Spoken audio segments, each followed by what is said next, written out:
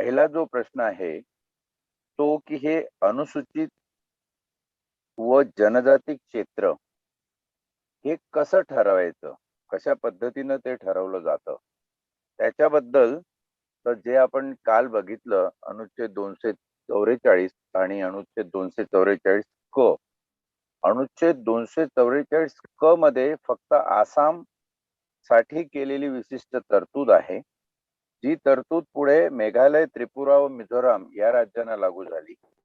आणि 244 हा संपूर्णपणे या 4 राज्यांना सोडून जो उर्वरित भारत आहे त्या भारतासाठी लागू करण्यात आलेली आहे. आणि ती कशी असावी त्याच्याबद्दलचं जे विवरण आहे ते आपल्याला अनुसूची 5 मध्ये बघायला मिळतं. अनुसूची 5 काय आहे ते जरा आपण या ठिकाणी बघूया आणि त्याच्यामधून आपल्याला हा भाग क्लिअर होईल. इथं असं म्हटलेलं आहे, अनुच्छेद 244(1) अनुसूची 5व्या अनुसूचीमध्ये अनुसूचित क्षेत्रे व अनुसूचित जनजाती यांचे प्रशासन व नियंत्रण याबाबत तरतुदी. भाग क सर्वसाधारण क्रमांक 1 म्हणजे कलम 1, भाग क मधला कलम 1 अर्थ लावणे, इथं तो अर्थ लागतो. या अनुसूचित संदर्भानुसार अन्यथा आवश्यक नसेल तर राज्य या शब्द प्रयोगात आसाम, मेघालय, त्रिपुरा, मिझोराम या राज्याचा समावेश होत नाही. अशासाठी होत नाही की या 4 राज्यांसाठी वेगळी तरतूद अनुसूची 6 मध्ये करण्यात आलेली आहे. आता कलम 2 असं सांगतं, अनुसूचित क्षेत्रात राज्याचा कार्यकारी अधिकारी या अनुसूचीच्या तरतुदींना अधीन राहून राज्याचा कार्यकारी अधिकारी त्यातील अनुसूचित क्षेत्रांना लागू आहे. म्हणजे राज्याचा कार्यकारी अधिकारी, अनुसूचित क्षेत्रात राज्याचा कार्यकारी अधिकारी. खऱ्या अर्थाने राज्याचा कार्यकारी अधिकारी कोण, तर राज्याचा कार्यकारी अधिकारी हा राज्यपाल आहे. जसं आपण बघितलं की मुख्य कार्यकारी अधिकारी हे राज्यपाल आहेत. राज्यपालांच्या अखत्यारीत नेमलेले अधिकारी हे असे अनुसूचित क्षेत्रासाठी नेमलेले कार्यकारी अधिकारी असतील. तिसरं म्हणतं, अनुसूचित क्षेत्राच्या प्रशासनाविषयी राज्यपालाकडून राष्ट्रपतीला अहवाल. अनुसूचित क्षेत्रे समाविष्ट असलेल्या प्रत्येक राज्याचा राज्यपाल दरवर्षी किंवा राष्ट्रपती तसेच आवश्यक करील तेव्हा तेव्हा त्या राज्यातील अनुसूचित क्षेत्रांच्या प्रशासनाविषयी राष्ट्रपतीला अहवाल देईल आणि उक्त क्षेत्रांच्या प्रशासनाबाबत राज्याला निर्देश देईल. हे संघ राज्याच्या कार्यकारी अधिकाऱ्याच्या कक्षेत असेल. अशा पद्धतीनं याचं नियंत्रण कसं होईल, अनुसूचित जनजाती क्षेत्रांचं नियंत्रण कसं होईल याबद्दल भाग क ची हे 3 कलम आहेत.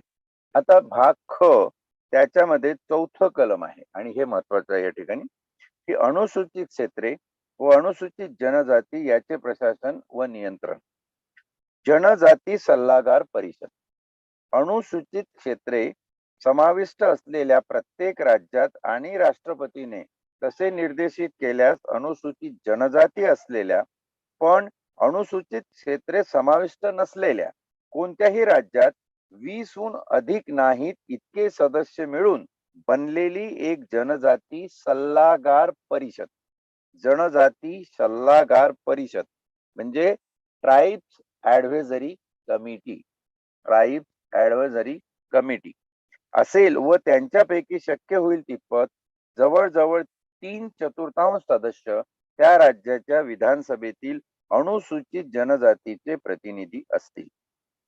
या ठिकाणी अनुसूचित 5 मध्ये जी जनजाती सल्लागार परिषद नेमलेली आहे त्या परिषदेचं स्ट्रक्चर कसं असेल तर जास्तीत जास्त 20 म्हणजे 20हून कमी असू शकतात पण 20 पेक्षा अधिक असणार नाहीत एवढे सदस्य मिळून ती बनलेली असेल. आता हे जे सदस्य आहे त्याच्यामध्ये राज्याच्या विधानसभेतील म्हणजे आमदार, मग MLC असो की MLA असो, राज्याच्या विधानसभेतील अनुसूचित जनजातीचे 3/4 सदस्य असतील.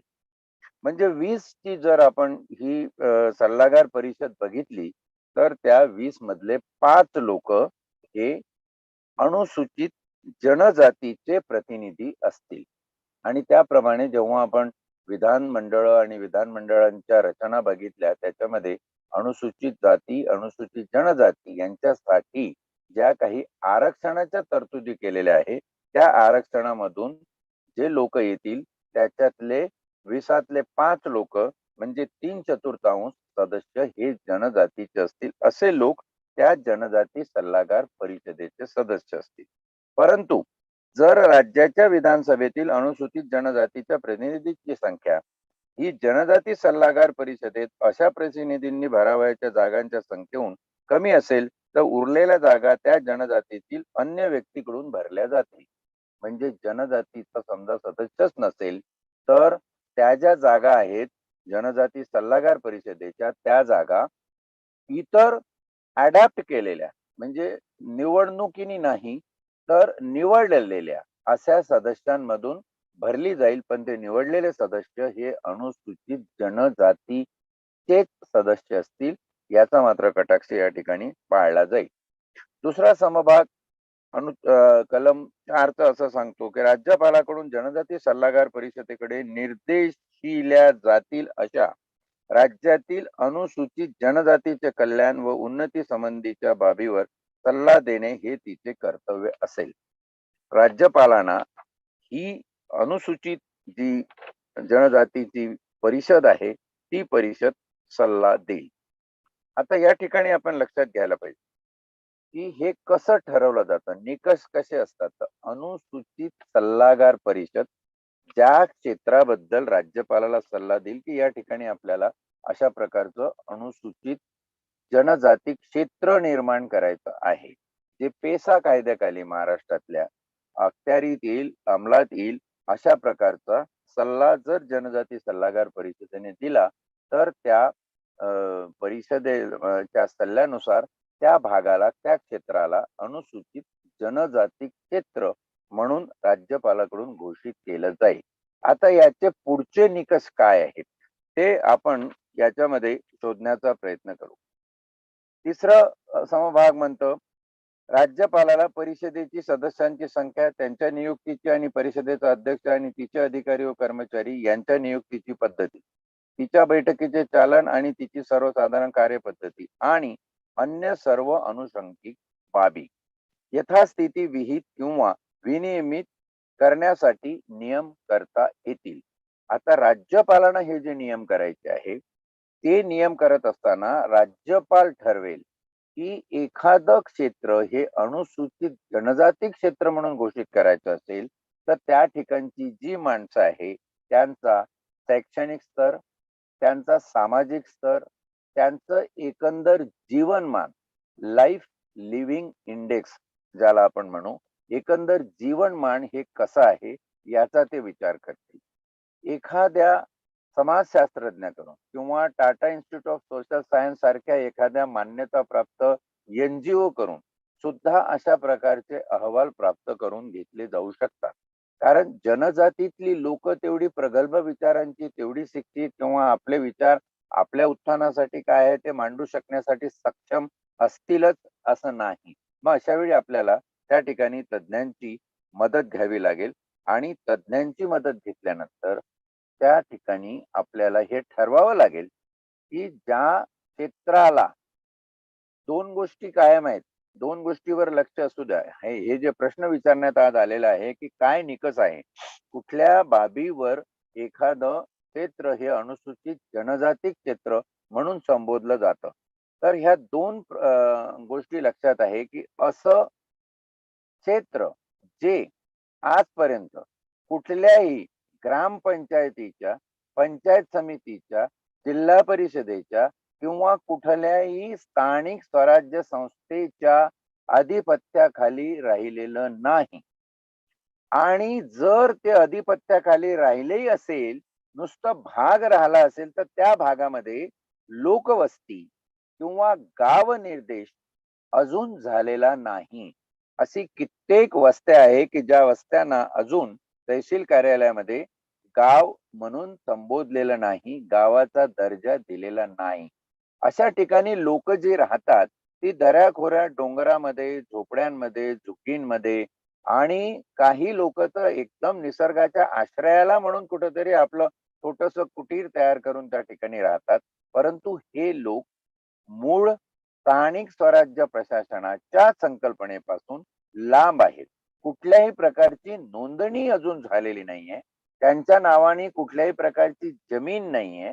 त्यांच्या घरांना घरपट्टा नाहीये. त्यांच्या घरांना घराचा नंबर दिलेला नाहीये. त्यांच्या गावात किंवा ते जे वस्तीत जिथं राहतात त्या वस्तीपर्यंत जायला रस्ता नाहीये.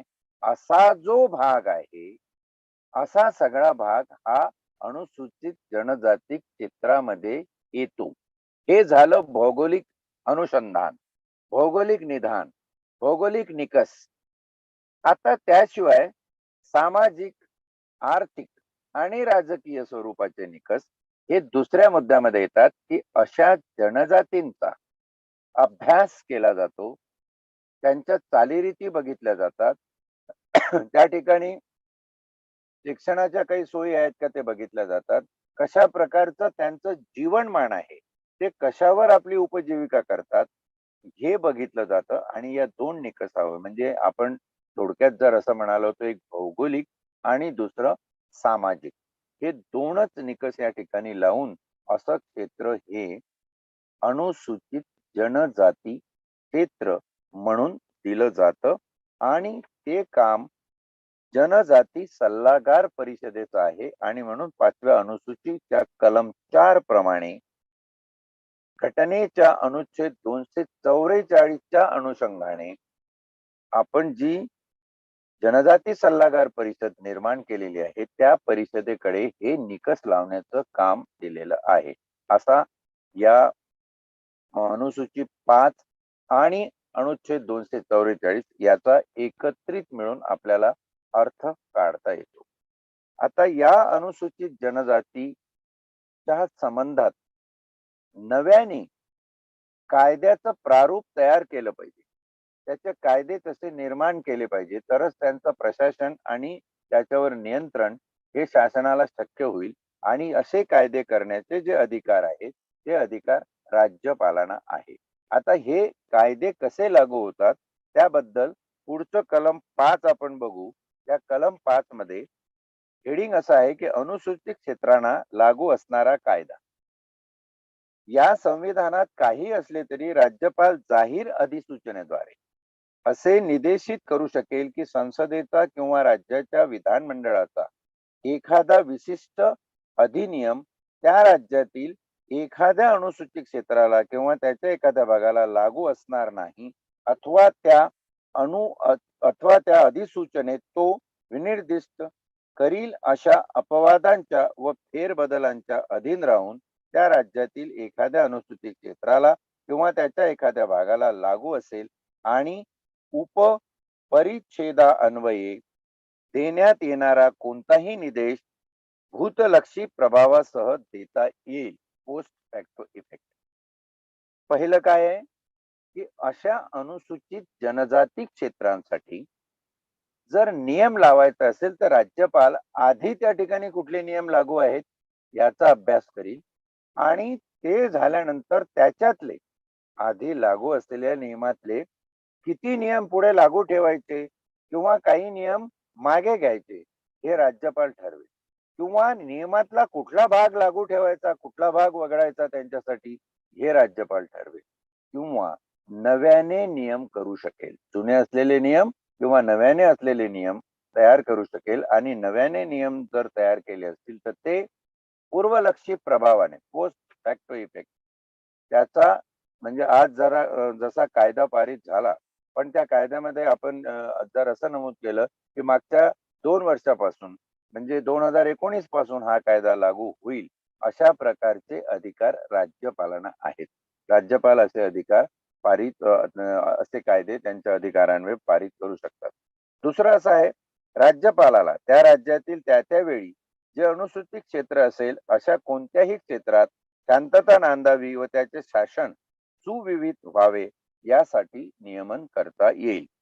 विशेषतः आणि पूर्वगामी अधिकारांच्या सर्वसाधारणतेला बाधा न येता अशा विनियमांद्वारे एक अशा क्षेत्रातील अनुसूचित जनजातीतील व्यक्तीकडून किंवा त्यांच्यामध्ये आपसात जमिनीचे हस्तांतरण होण्यावर बंदी घालता येईल किंवा त्यावर निर्बंध घालता येईल जमिनीच्या व्यवहाराबद्दल.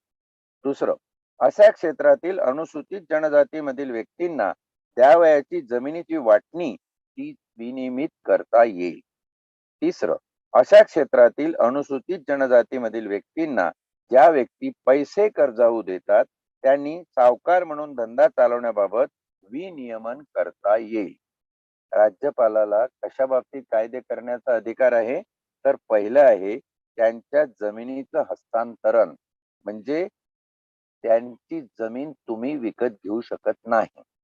त्याबद्दलचे जे नियम आहेत, हस्तांतरण जर करायचं असेल तर त्या भागात राहणाऱ्या लोकांनीच त्या भागात राहणाऱ्या लोकांनाच फक्त हस्तांतरण होऊ शकतं. इतर लोक तिथे जमीन घेऊ शकत नाही. असा पेसा कायद्याचा जर शिरस्ता बघितला तर तुमच्या लक्षात येईल पेसा कायद्यामध्ये ही तरतूद आहे. दुसरा आहे अशा क्षेत्रातील अनुसूचित जनजाती व्यक्तींना द्यावयाच्या जमिनीची वाटणी. जमिनीची वाटणी कोणाला किती जमीन द्यायची, कोण किती जमीन कसतो आहे. आता अनेक क्षेत्रामध्ये कसं झालेलं आहे, जंगल दऱ्या पाऱ्यामध्ये लोकांनी जंगल तोड करून किंवा काही जो सपाट भूभाग त्यांना उपलब्ध होता त्या भूभागामध्ये जमीन कसायला सुरुवात केलेली आहे. ती जमीन कोणाची आहे? ती जमीन शासनाची आहे. त्या जमिनीचा भाडेपट्टा तो कोणाकडेच नाही. त्या जमिनीची नोंद कुठल्याही अभिलेखी नाही.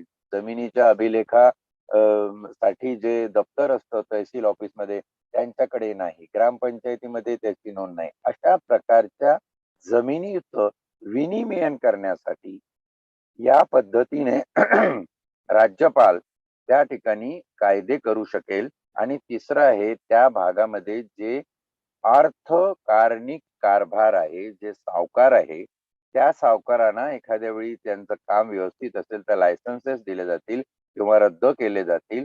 परंतु त्या लोकांचा पतपुरवठा कसा सुनिश्चित होईल याबद्दलचं नियम राज्यपाल निर्माण करू शकतात. पुढचं असं म्हटलं, या परिच्छेदाच्या उपपरिच्छेद 2 मध्ये निर्देशिलेला असा कोणताही विनियमन करताना राज्यपालाला त्या वेळी प्रश्नास्पद क्षेत्राला लागू असेल असा संसदेचा किंवा राज्याच्या विधानमंडळाचा कोणताही अधिनियम किंवा असा कोणताही विद्यमान कायदा निरसित किंवा सुधारित करता येईल. चौथा आहे या परिच्छेदान्वये करण्यात आलेले सर्व विनियम तात्काळ राष्ट्रपतीकडे सादर करण्यात येतील आणि तो त्यास अनुमती देईपर्यंत ते कोणत्याही प्रकारे प्रभावी होणार नाही. म्हणजे कायद्याला राष्ट्रपतीची संमती असेल. कायद्याला हे कायदे स्वतः राज्यपाल निर्माण करून विधानमंडळातून पारित करून घेऊन राज्यपालांच्या प्रस्तावाने निर्माण झालेले आहे. म्हणून त्याच्यावर राष्ट्रपतीची सही महत्वाची आहे विधानसभा आणि विधान परिषदेपेक्षा. आणि म्हणून इथं राष्ट्रपतींच्या नावाचा स्पष्ट उल्लेख या ठिकाणी करण्यात आलेला आहे. शेवटचं असं आहे, या परिच्छेदान्वये कोणताही विनिमय जेथे राज्यातील जनजाती सल्लागार परिषद असेल त्या बाबतीत तो विनियम करणाऱ्या राज्यपालाने अशा परिषदेचा सल्ला घेतल्या असल्याखेरीज केला जाणार नाही. म्हणजे इथं अमुक एक कायदा करावा यासाठी काय प्रक्रिया आहे, तर ही जी जनजाती सल्लागार परिषद आहे ती जनजाती सल्लागार परिषदेचा सल्ला घेतल्याशिवाय राज्यपाल अशा प्रकारचे नियम त्या ठिकाणी निर्माण करणार नाही. म्हणजे अनुसूचित क्षेत्रासाठी आपल्याला सर्वार्थाने जर काही आवर्जून लक्षात ठेवण्यासारखं असेल तर ती आहे जनजाती सल्लागार परिषद. ही जनजाती सल्लागार परिषद प्रत्येक राज्यामध्ये स्थापन करणं घटनेने कंपल्सरी आहे.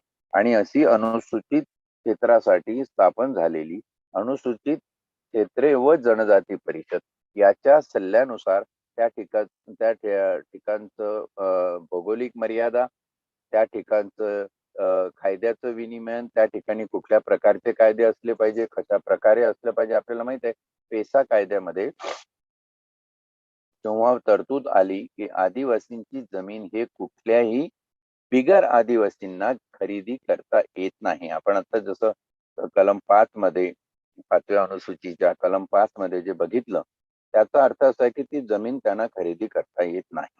आणि जर त्या जमिनीची खरेदी विक्री व्हायची असेल, तर त्याच भागामध्ये राहणाऱ्या आणि जनजातीच्या लोकांनाच फक्त ती करता येऊ शकते. हा जो नियम आहे, हा फार प्रभावी नियम आहे. कारण आज अशा भागामध्ये असलेल्या जमिनी या मोठमोठ्या रिसॉर्ट किंवा हॉटेल्स किंवा कंपन्या किंवा काही फॅक्टऱ्या यांच्यासाठी आवश्यक असल्यामुळे, कारण तिथं नॅचरल रिसोर्सेस आहे, पाण्याचे सोर्सेस आहे, विद्युत काही ठिकाणी पोचलेली आहे. त्यावरून त्या जमिनी हे लोक आपल्या घशात घालून घेण्याचा प्रयत्न करतात. त्यावर निर्बंध लादलेला आहे. म्हणजे काय आहे, जे इंडिजिनस स्ट्रक्चर आहे, जे भारतीयत्वाचं सांस्कृतिक ठेवा आहे, तो सांस्कृतिक ठेवा या संपूर्ण 244 अनुच्छेदाचा उद्देशच मुळात असा आहे, की हा सांस्कृतिक ठेवा अबाधित राहावा. ती आपली ओळख आहे. ती आपल्या प्रदीर्घ मोठ्या काळात जी संस्कृती नांदली, त्या नांदलेल्या संस्कृतीचा तो पुरावा म्हणून एक ठेवा आहे आणि तो जतन केला जावा. हा जो एक मूळ उद्देश आहे, त्या उद्देशाला प्रमाण मानून अशा अनुसूचित जनजाती क्षेत्रामध्ये तुम्हाला कुठलाही व्यवसाय तुमच्या मनाप्रमाणे करता येत नाही.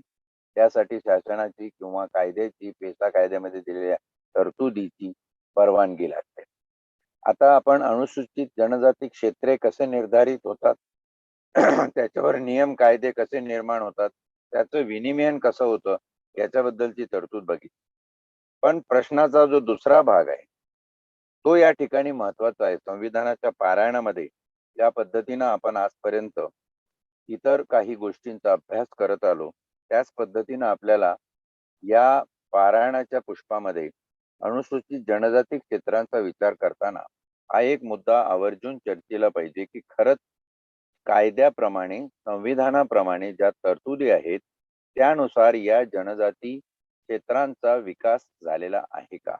या जनजाती क्षेत्रामध्ये जी यंत्रणा शासनाची पोचली, त्यांचा खरंच विकास झाला आहे का? खरं तर चित्र असं आहे, की त्यांचा विकास दिसायला झालेला आहे. हे म्हणण्यापुरतं ठीक आहे, परंतु त्या विकासाच्या नावाखाली अनुसूचित जनजाती क्षेत्रातील लोकांचं शोषण सुद्धा फार मोठ्या प्रमाणात झालेलं आहे. हे आपल्याला विसरता येत नाही.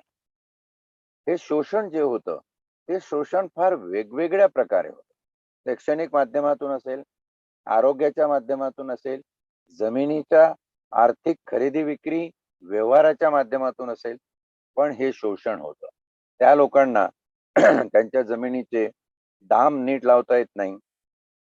कमी दामामध्ये त्यांच्या जमिनी हडप करण्यासाठी बरेच लोक क्लुप्त्या आणि काही आतून योजना करत असतात. त्या योजनेचा लाभ घेण्यासाठी मुद्दामून ही आदिवासी विकासासाठी केलेली योजना आहे असं दाखवलं जातं. ही योजना सरकारकडून एखाद्या खाजगी कंपनीला किंवा खाजगी उपक्रमाला दिली जाते. तो खाजगी उपक्रम, प्रायव्हेट अंडरटेकिंग, त्या ठिकाणी जाऊन आम्ही आदिवासींच्या भल्यासाठी काहीतरी करत आहोत म्हणून करतोय. परंतु ओव्हरऑल अशी परिस्थिती आहे, की तिथं या लोकांचं एक्सप्लॉयटेशन होतं.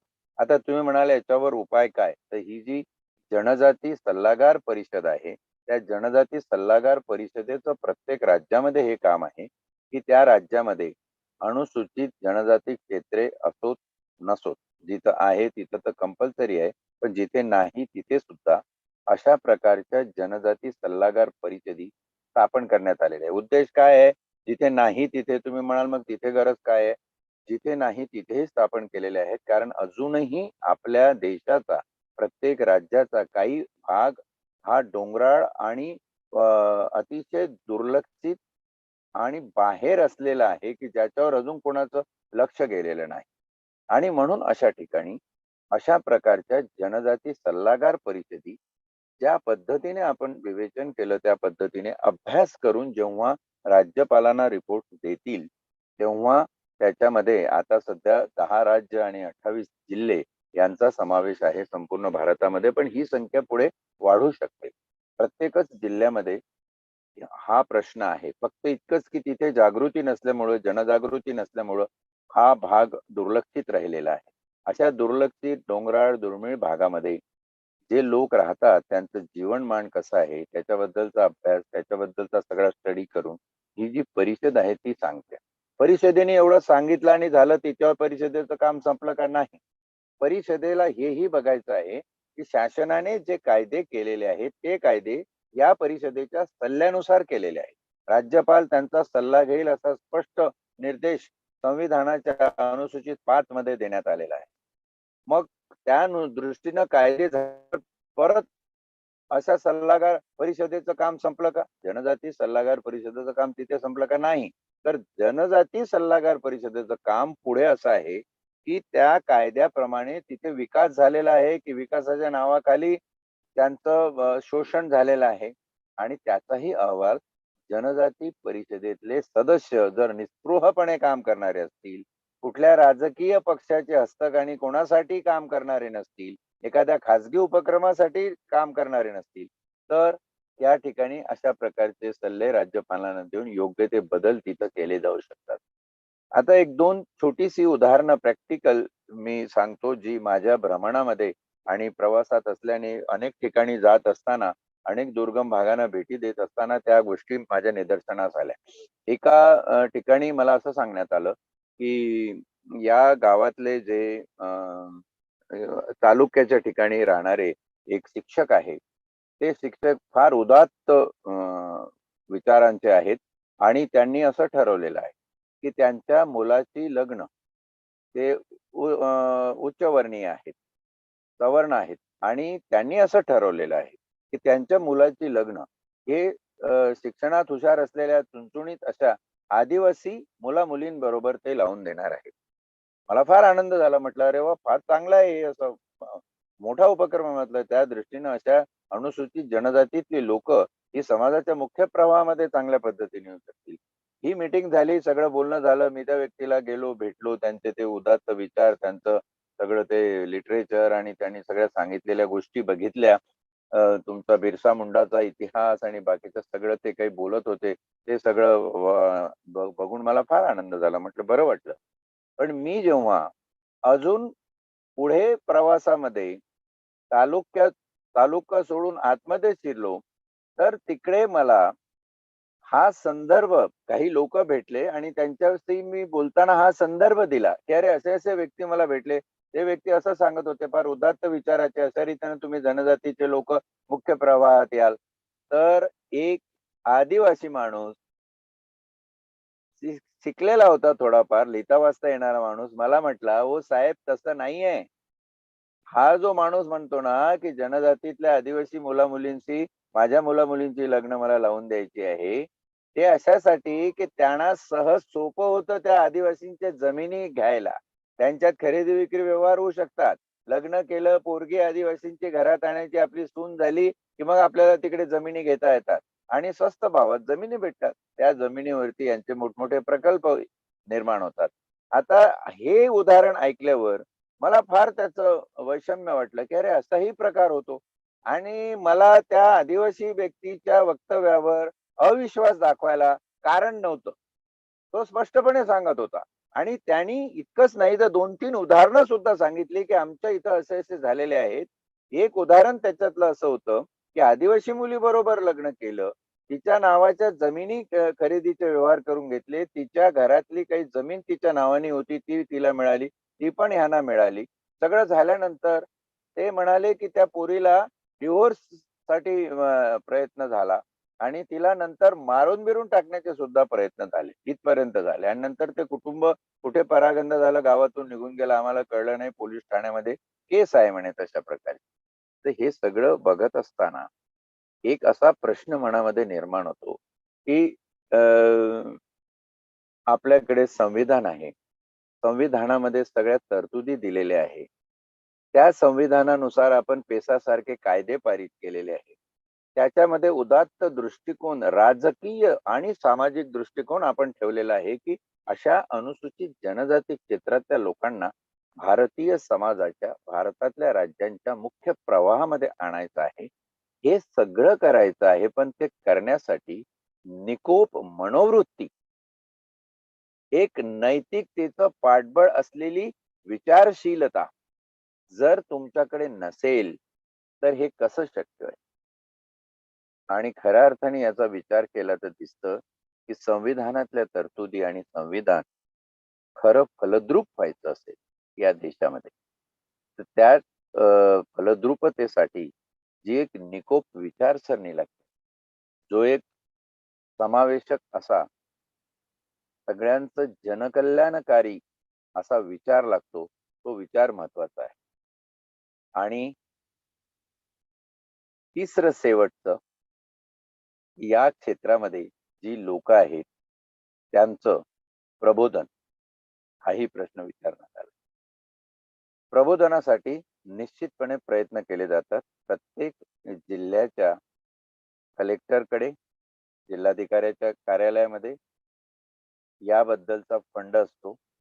त्या जिल्हाधिकाऱ्याचा फंड तिथल्या BDO आणि तहसील कार्यालयामध्ये वळता केला जातो. त्यांनी, तहसीलदारांनी रेग्युलर अशा कार्यशाळा घेणं, त्या लोकांना पेसा कायद्याबद्दल आणि एकंदर संविधानातल्या तरतुदीबद्दल माहिती देणं, तुमचे अधिकार काय काय आहेत, केवळ अधिकार नाही तर हे तुमचे मूलभूत हक्क आहेत याची जाणीव त्यांना करून देणं, त्याशिवाय तुमची कर्तव्य काय आहेत, कशा प्रकारचं या ठिकाणी प्रबोधन झालं पाहिजे, यासाठी कार्यशाळा नियमित घेतल्या जातात. हा एक भाग आहे. सरकार किती प्रामाणिकपणे ते काम करतं किंवा सरकारचे कर्मचारी किती प्रामाणिकपणे काम करतं, हा एक प्रश्नांकित केला जाऊ शकतो विषय. परंतु अजून एक चित्र तुमच्या समोर उभं करणं आवश्यक आहे. जे NGOज आहे, सेवाभावी संस्था ज्या आहेत आणि त्याच्या जोडीला काही धार्मिक संस्था आहेत. या संस्था सुद्धा हल्ली या अनुसूचित जनजाती क्षेत्रांमध्ये फार मोठ्या प्रमाणात शिरकाव करताना तुम्हाला दिसतात. धर्मांतराचा प्रश्न हा इथला मुख्य प्रश्न होऊ घातलेला आहे. कारण आपल्याला लागली आहे जात, धर्म, पंथ, संप्रदायाची वैचारिक कीड आपल्या मनाला. ती कीड काही तुम्हाला स्वस्थ बसू देत नाही. कुठेही गेला तर तो माणूस कुठल्या जातीचा आहे आणि कुठल्या धर्माचा आहे, आणि मग वोटिंगसाठी त्याचा कसा वापर करता येईल आणि कसं त्याला भावनिकरित्या आपल्याला आपल्या वेटीत बांधता येईल, ही जी आपली विचारसरणी असते त्यानुसार या धार्मिक संस्था आणि सेवाभावी संस्था, काही धार्मिक संस्था या सेवाभावी संस्थेच्या माध्यमातून जातात. म्हणजे दाखवायला पुढे लेबल सेवाभावी संस्थांचा आहे, पण त्यांचा धर्म कारण असतं. त्याच्यामध्ये ख्रिश्चन धर्म मागे नाही, त्याच्यामध्ये मुस्लिम धर्म मागे नाही, त्याच्यामध्ये हिंदू तर अग्रणी आहेत, ते पण मागे नाही अजिबात. या भागामध्ये प्रबोधन करण्याच्या उद्देशाने, त्यांना शिक्षित करण्याच्या उद्देशाने, त्यांचं सांस्कृतिक उत्थान करण्याच्या उद्देशाने आणि त्यांना मूळ समाज प्रवाहात आणण्याच्या उद्देशाने ज्या ज्या संस्था, इन्क्लुडिंग शासकीय संस्था, शासकीय संस्थांसह ज्या ज्या संस्था काम करतात आहे, त्यांनी या ठिकाणी आत्मपरीक्षण करण्याची गरज आहे की खरंच आपण त्यांना समाजाच्या मुख्य प्रवाहात आणण्याचं काम करतोय, की आपल्या मनात असलेला काहीतरी कुहेतू घेऊन आपण चाललोय आणि त्यांना त्यांचं मन, त्यांच्या भावना, तशा प्रकारे त्यांचे विचार आम्ही आमच्याकडे वळते करतोय.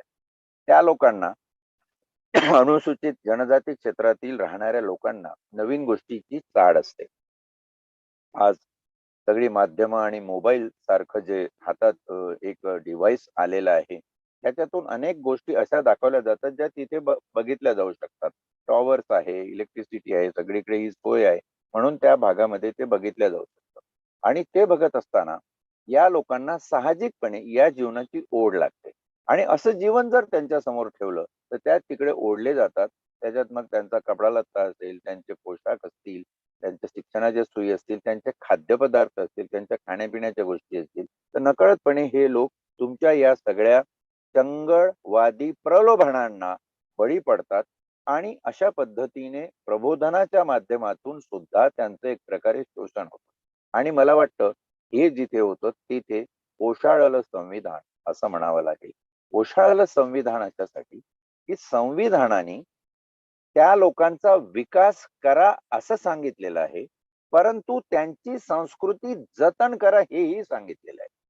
म्हणजे जे त्या ठिकाणी जातात, मग सेवाभावी संस्था असो, शासकीय असो, प्रशासकीय अधिकारी असो, किंवा अजून कुठल्या धार्मिक सामाजिक संस्था असो, त्यांनी जाताना हे संविधानातलं मूळ विरोध लक्षात ठेवलं पाहिजे, की या अनुसूचित जनजाती क्षेत्रांचा जो प्रघात संविधानात निर्माण झालेला आहे, तो आपली भारतीय संस्कृती, तिची अखंडता, तिचं पुराणत्व जतन करण्यासाठी झालेलं आहे आणि ते जतन करून तुम्हाला त्याचा विकास करायचा. आणि म्हणून ही सगळी मोठी जबाबदारी, ही जी परिषद आहे, जनजाती सल्लागार परिषद जी आहे, त्या परिषदेवर अनन्यसाधारण अशी जबाबदारी आहे. मला अजून त्या परिषदेचं डिटेल आणि त्याबद्दलचं रिझॉल्युशन आणि कोण कोण आहे आणि त्यांचे अहवाल कसे जातात त्याबद्दलची माहिती मिळालेली नाही. मी प्रयत्न केलेला आहे. ती माहिती मिळाली तर पुढच्या एखाद्या आपण पारायणामध्ये ती माहिती खरंच समाविष्ट करून घेऊन जनजाती सल्लागार परिषदेचं काम या ठिकाणी किती महत्वाचं आहे त्यावर चर्चा करता येईल किंवा अजून त्या अनुषंगाने एखादा प्रश्न असेल त्यावर आपल्याला बोलता येईल. परंतु हे इतकं अनुसूचित जनजाती क्षेत्राबद्दल, पेसा कायद्याबद्दल, भारतातल्या एकंदर भारतीय संस्कृतीच्या जतनाबद्दल, आज होत असलेल्या त्या लोकांच्या विकासाबद्दल आणि त्याचप्रमाणे आज होत असलेल्या त्या लोकांच्या शोषणाबद्दल, त्यांच्या धर्मीकरणाबद्दल एक प्रकारची चिंता व्यक्त करणारं हे विवेचन आपण या पारायणामध्ये बघितलंय. अशा कित्येक संस्थांनी कित्येक विचारवंत आहे ते म्हणाले की आदिवासी लोकांचा धर्म तुम्ही शोधण्यापेक्षा आदिवासी हा त्यांचा धर्म आहे, त्यांना ते बहाल करा, त्यांना तसं राहू द्या. आदिवासी हाच एक धर्म आहे. जसं लिंगायत बांधव म्हणतायत की आमच्या लिंगायत पंथाला तुम्ही संप्रदाय म्हटलेला आहे, याला धर्माचं स्थान द्या. तसं आदिवासी धर्म निर्माण होऊ शकतो, पण तो सत्ताधीश, धर्माधिपती, मठाधिपती, धर्मसत्ता, धर्ममार्तंड या सगळ्यांना मान्य होईलच का? सांगता येत नाही.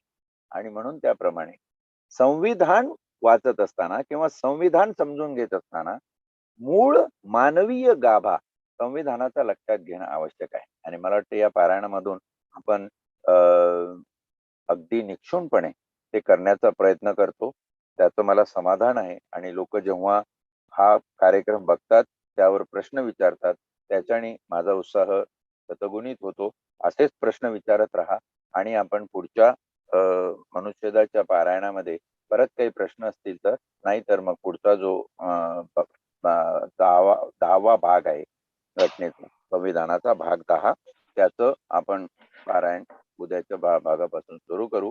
तुर्तास इथेच अनुमती मागतो आणि थांबतो. धन्यवाद.